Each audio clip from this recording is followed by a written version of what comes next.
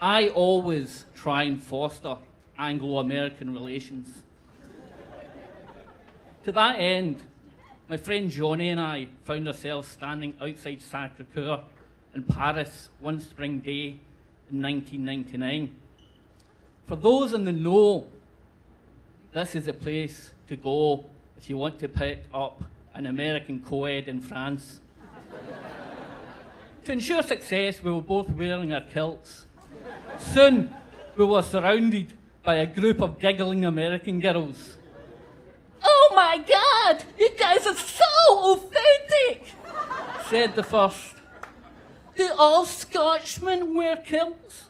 said the second. "Do you know William Wallace?" said the third. William Wallace? William Wallace has been dead for 600 years, dear. Needless to say, Johnny and I ended up with the first two girls.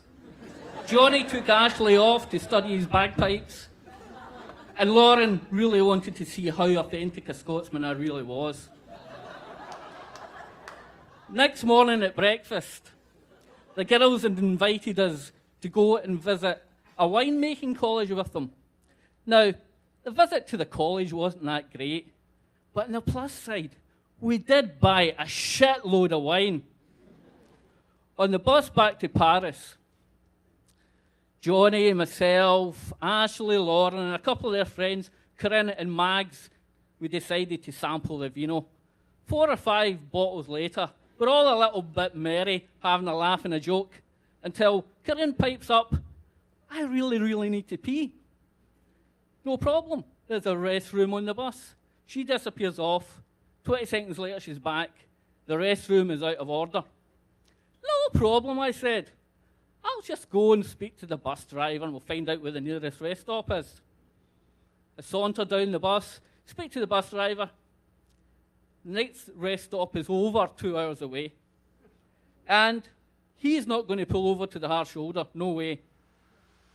So I go back up to the bus, give Corinne the glad tidings. And there's a very small voice, she's like, "But I really need to pee now." Feeling sorry for her, I take off my jacket and I put it over and I say, "Look, try and go to sleep. I promise you, it'll just go by in a flash if you just go to sleep." 5 minutes later, she sits bolt upright and she's like, "I need to fucking pee now!" Ashley grabs one of the empty bottles off the floor of the bus and hands it to her and says, "Pee in that." And then she points to the stairwell leading to the faulty bathroom. She says, "You'll get some privacy down there." Corinne grabs the bottle off and stomps off. Less than a minute later, she's back. "I keep knocking the bottle over," she sobs. I look around the rest of the group. Everybody's looking out the window or studying the floor. I'm like, damn it. This girl has been nothing but kind to me all day. Am I going to abandon her in an hour of need? Would Churchill, would Roosevelt, would Eisenhower have looked at the floor? No. Men of goodwill and strong heart get up and be counted in the hour of need.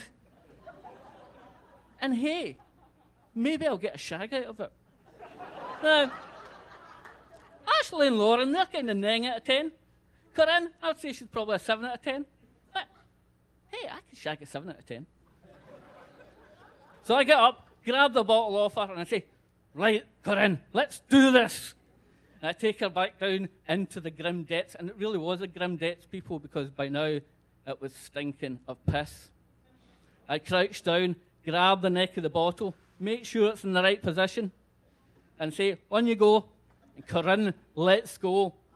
Now, at this point, I kind of noticed 2 things.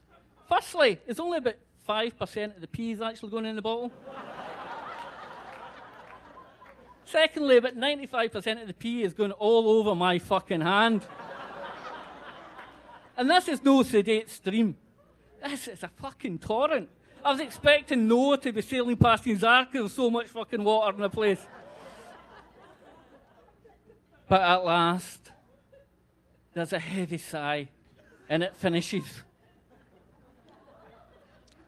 Corinne and I never did have sex. Well, having somebody pissed in you really kills the buzz, really, doesn't it? But as I look back in that journey, I see it as a bit of a microcosm of Anglo-American relations over the past 15 years.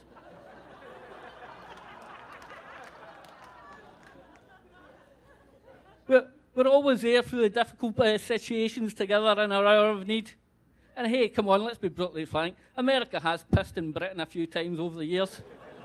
But at the end of the day, the UK is always there to hold the bottle.